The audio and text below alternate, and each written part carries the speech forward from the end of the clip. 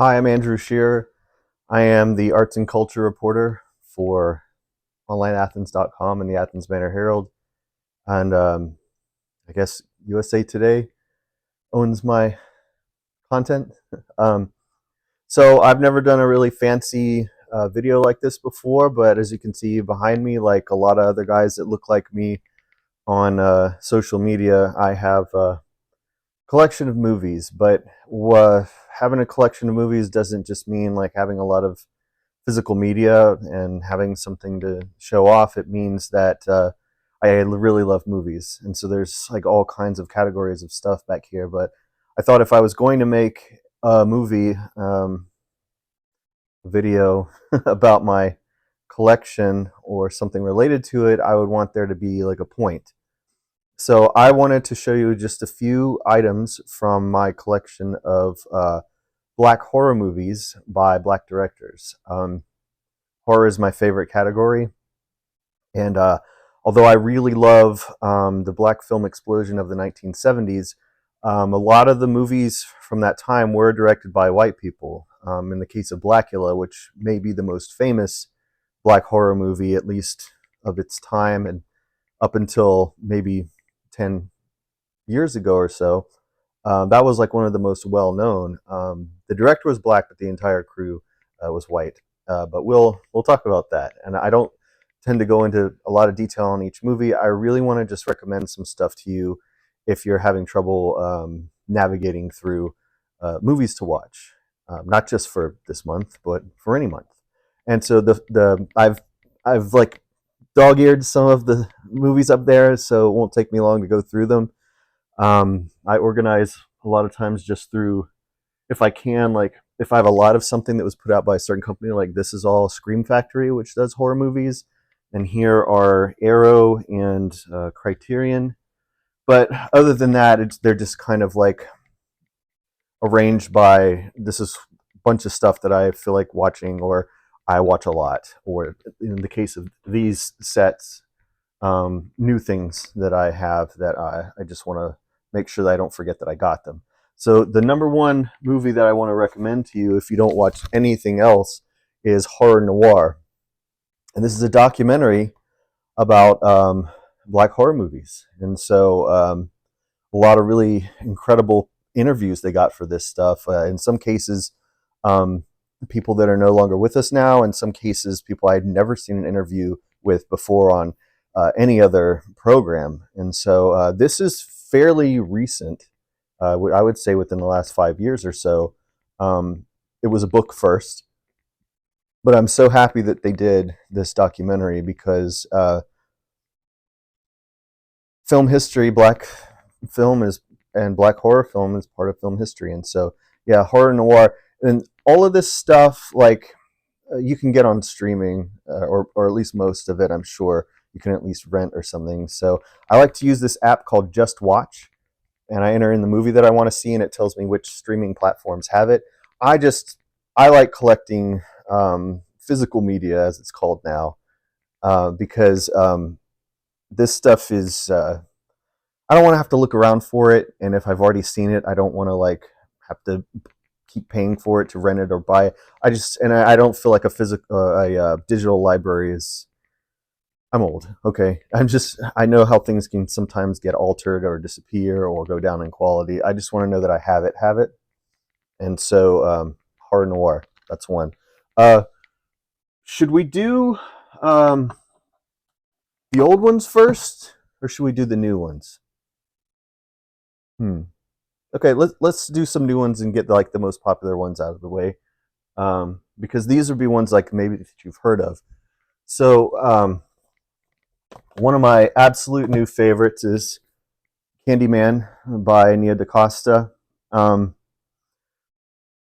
the Candyman movies, if you've ever watched them, the original trilogy of Candyman movies starring the late great Tony Todd, who's in horror noir, uh, and who I've met several times, and he was a wonderful human being.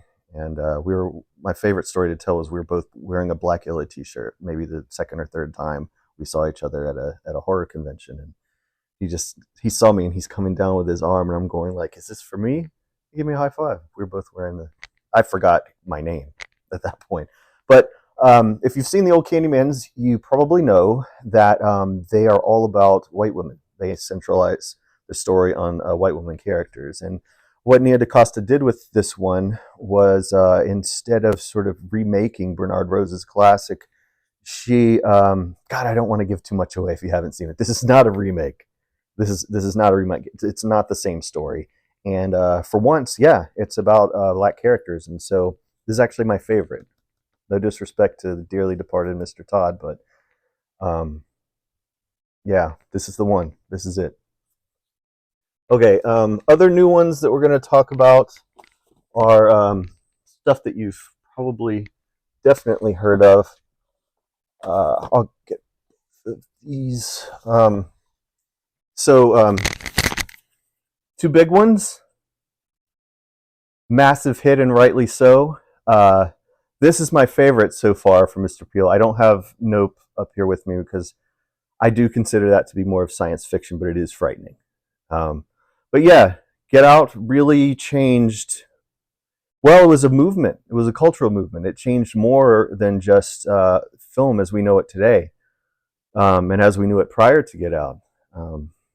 But it changed culture. It really did. It exposed a lot of things and came along around the same time as Me Too. And Jordan Peele is a student of film and very knowledgeable about the history of black film and black horror, and he knew exactly what to do with this. So it's not just about scaring you, but it's also about what it says and how relevant it is. And Us is, if you're a Twilight Zone fan, which we all later found out how much of a Twilight Zone fan that Jordan Peele was, because he created a new Twilight Zone series. It was incredible. But this is horrifying. I remember seeing this in the theater a few times, and people were hiding their faces. They were real uncomfortable. The person that I brought to it was like curled up in a ball in the seat. So it's a great horror movie, and it allows the cast to play multiple roles.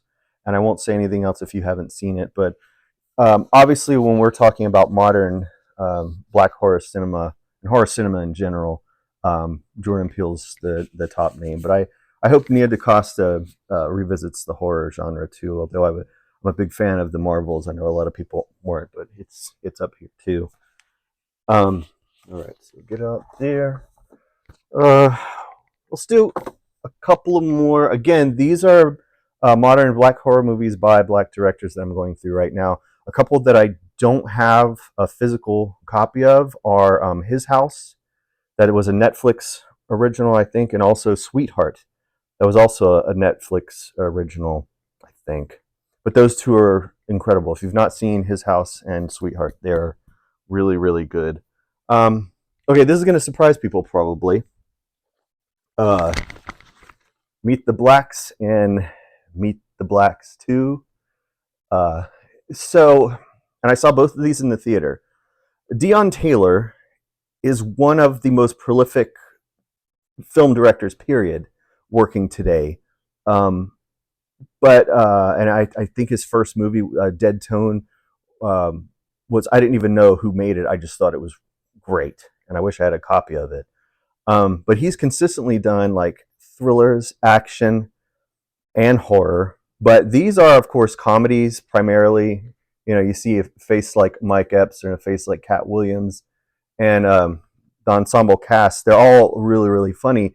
And the first one is kind of a parody of The Purge, but it's not done the way like the Wayans brothers did parodies and things like that. And by the way, of course, I've got the Scary Movie series back there.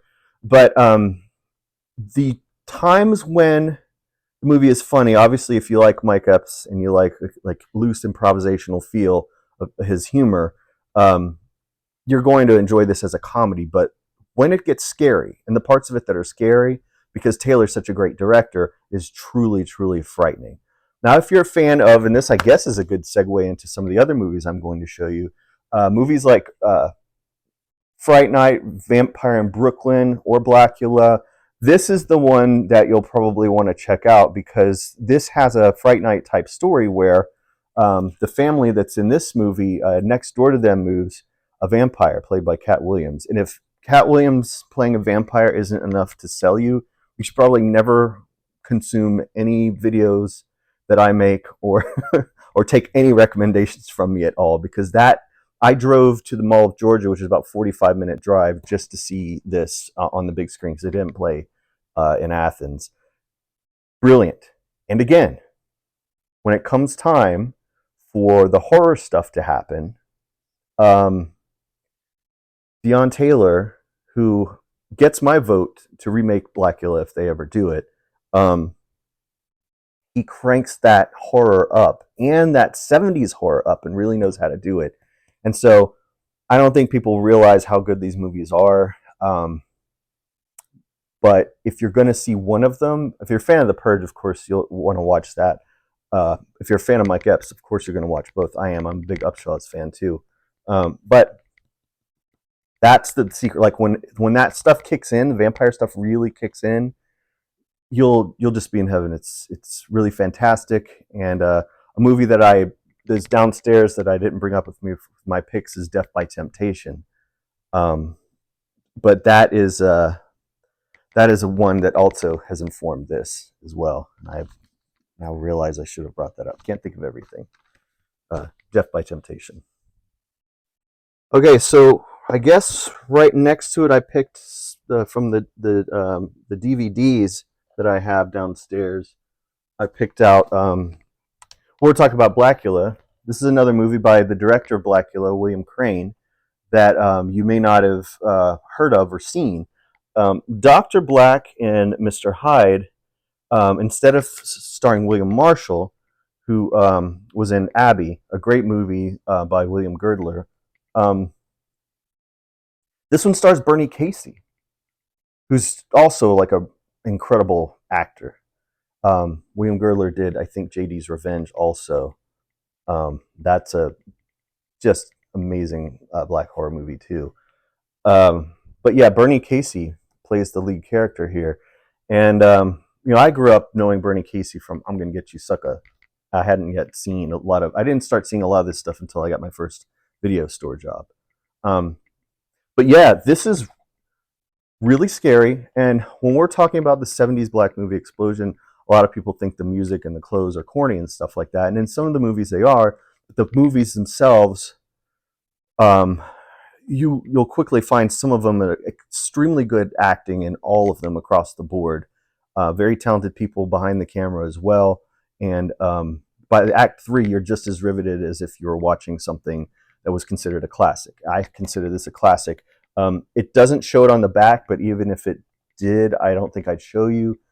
The transformation makeup, some of the makeups in this film were done by a young Stan Winston, who went on to, he's no longer with us, but he went on to do stuff like The Terminator and Jurassic Park. So, but yeah, Dr. Black and Mr. Hyde, again, all these should be streaming somewhere. And if they're not, I would search YouTube, because sometimes if nobody owns it, somebody will just upload it to YouTube. And so, but that's one. We're getting to the older stuff now that I think is really important. Let's see, what else do we have? Well, I guess we don't want to forget about the 90s. There's an important name of the night. Well, let's go through. I'm sorry, we're going to jump around because we just talked about William Crane, and I want to make sure I show Blackula and Scream, Blackula Scream, both starring the great William Marshall, who, he got the script, and this guy's done, he was like Shakespeare. He could teach it. So when they come to him with this kind of thing, he's like, no way. The only way I'm going to do this is if you let me, like, rewrite. So he did a lot of the lore for the Blackula character that was later emphasized in the graphic novel that was put out. And I have a copy of that too in my library downstairs. But this is, the original Blackula. It's one of my favorite vampire movies, not my absolute favorite. We'll get to that. But this is an outstanding love story. And it isn't corny. It's really about lost love, and would make a great Not just a movie to watch in Black History Month, but also a great movie to watch for Valentine's Day, I think. And part two is cool. They incorporate voodoo in that one, which is always awesome. One of my favorite black horror movies also Sugar Hill Zombies, and that one deals with voodoo as well, like that type of zombie. So mixing horror genres here, that's really good. But yeah, Scream Factory, you get them both. I don't remember if they're on. Yeah, they're both on one disc. Soundtrack also. Look up the theme from Blackula. It's it's awesome. Where was this? Oh, look who's right under. Okay, we'll do this. We'll jump. Oh no, my favorite vampire movie of all time. Do I have it up here? Please have it up here. That would be really right under. Get out. Ganja and Hess by Bill Gunn, starring Dwayne Jones and Marlena Clark. Dwayne Jones is known to most people from playing Ben in the George Romero's original Night of the Living Dead. This is a vampire movie, but it's not like any vampire movie you've ever seen. It's experimental. It's visceral. It's poetic. It's gory. It's erotic. It's many, many things. Bill Gunn is a genius. Was a genius. And the music also by Sam Wayman is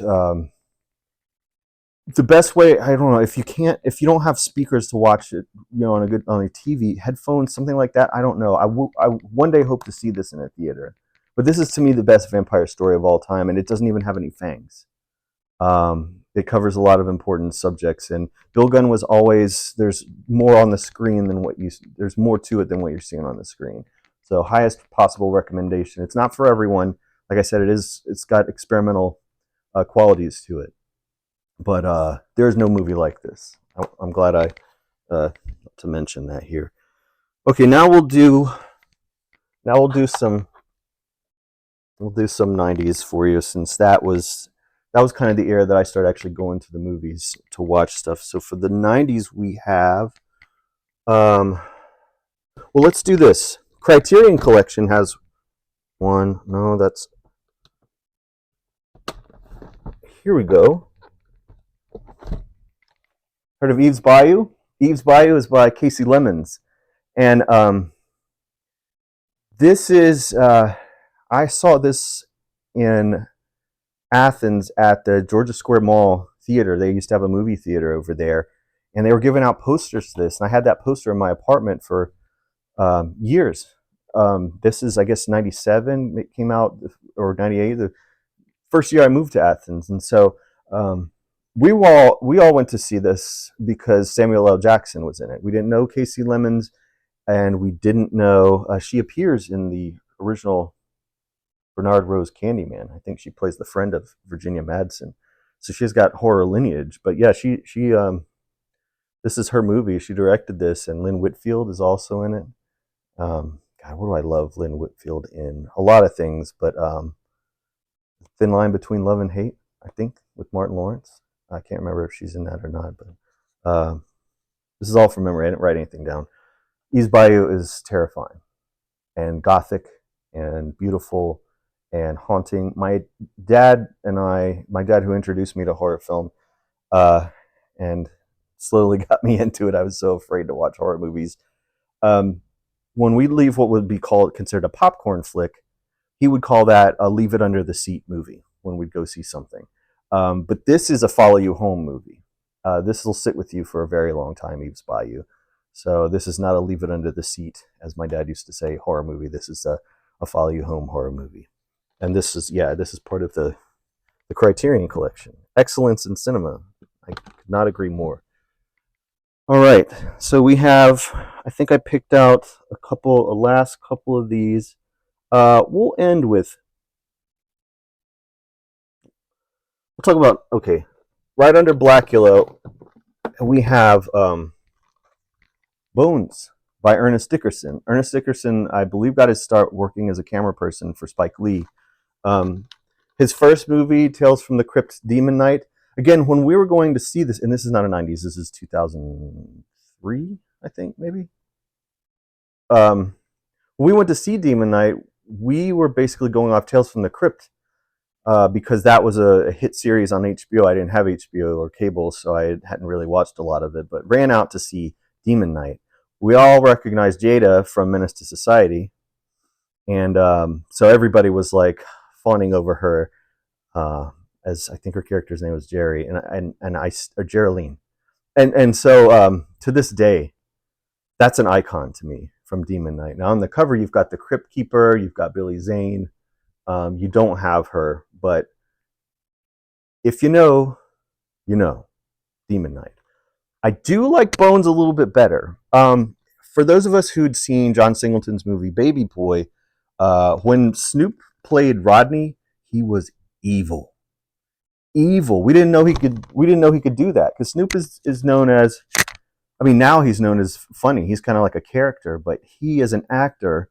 If you've never seen Baby Boy, please do. Rodney is terrifying, and I knew going into Bones that he was going to be so great as Jimmy Bones. This is like this is I guess inspired by those '70s movies. Definitely, Pam Grier shows up in this, and she was in Scream, Blackula Scream, and everything else that's worth seeing from the 1970s. I have several of her films back there and her book, but Ernest Dickerson really showed his affinity for Italian horror in this. This is there's stuff in this that you might see in like a Lucio Fulci movie, for example.